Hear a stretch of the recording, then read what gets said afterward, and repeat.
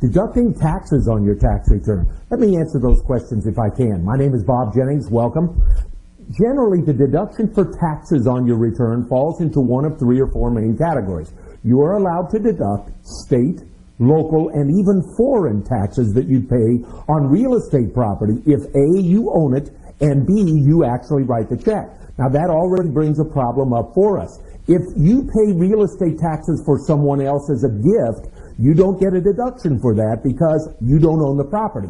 Similarly, if you own property and someone else pays the taxes for you, you also don't get a deduction because you didn't pay it. So in summary, you're allowed to deduct state, local, and foreign real estate taxes if A, is on property that you own, and B, you actually paid the amount involved. You may also deduct state and local personal property taxes. These are taxes that you pay, for example, in some states on cars, trucks, maybe even motorhomes, RVs, things like that. All right, so state and local personal property taxes are deductible. Third, you may deduct state and local income tax that you pay to your state. Now let's talk about this.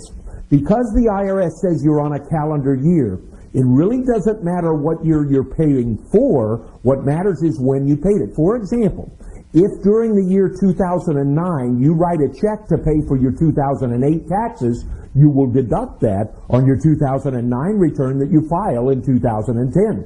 Similarly, if during 2009 you write checks for quarterly estimated payments for the state, you will deduct those on your 2009 return. If your last quarterly estimate is paid in January of 2010, however, you won't deduct that until the year 2010. So, state and local income taxes are deductible, and you look at the date that you paid them rather than the year that they are applicable to. And this applies even if in 2009 you pay income tax from 2005, you could deduct that on your 2009 return. Now, you also have the option of deducting state and local sales tax. This has been extended through the end of 2009 by recent tax law changes. Now here's the way this works. There are 7 states that do not have an income tax. In those states, because they don't have an income tax, they don't get a deduction for state and local income tax. Well, what Congress has decided here is that they will allow all states, not just those 7, but all states, the individuals that live in those states, to deduct the greater of your state and local sales tax or your state and local income tax. Now, in most states that have an income tax, the income tax deduction is greater. Your tax professional can work with you on this, but in those 7 states, Texas, Florida, Alaska, Nevada, Wyoming, etc., in these states, we do want to make sure that we take our state and local sales tax deduction. And the way this is determined, the IRS gives us a flat table amount based on your income, and then they allow us to add to the table amount for sales tax additional sales tax that we paid when we bought a car, a boat, an RV, a motorhome, or even material to buy our own home. So when you meet with your tax professional, make sure that you tell him or her about any additional sales tax that you may have paid on those special one-time purchase deals. Otherwise, they generally are going to assume it's the table amount, and they will use that for comparison purposes. All right, so let's summarize where we are. We have state, local, and foreign real property tax that you're allowed to deduct. You deduct it in the year you pay it.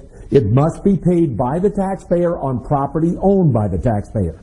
Second, you may deduct state and local personal property tax, such as the tax paid with your vehicles and motorhomes and RVs. Third, you may deduct state income tax, and this state and local income tax is deductible on your return, again, based on the year you pay it rather than the year that is applicable to. And fourth, you're allowed to deduct sales tax, but if you choose to deduct sales tax, you don't get to deduct income tax, and vice versa. You deduct the greater of those two numbers. One last item to remember. For those few people in America who do not itemize deductions, they don't get any of these deductions, but under a special rule passed by Congress last year, individuals who pay real estate tax are allowed a special deduction on the front of their tax return. We call it before adjusted gross income. So what you really need to remember is things that you need to give to your tax professional every year would include those additional sales taxes that you pay on one-time purchases of cars, boats, motorhomes, etc. Even more important this year with the 2009 stimulus bill. Additionally, we also have to make sure that we tell our tax professional about any real estate tax that we have paid. For further questions or answers to anything that I have talked about, please call us at the number listed on the bottom of the screen or visit our website. I'm Bob Jennings, thanking you for listening.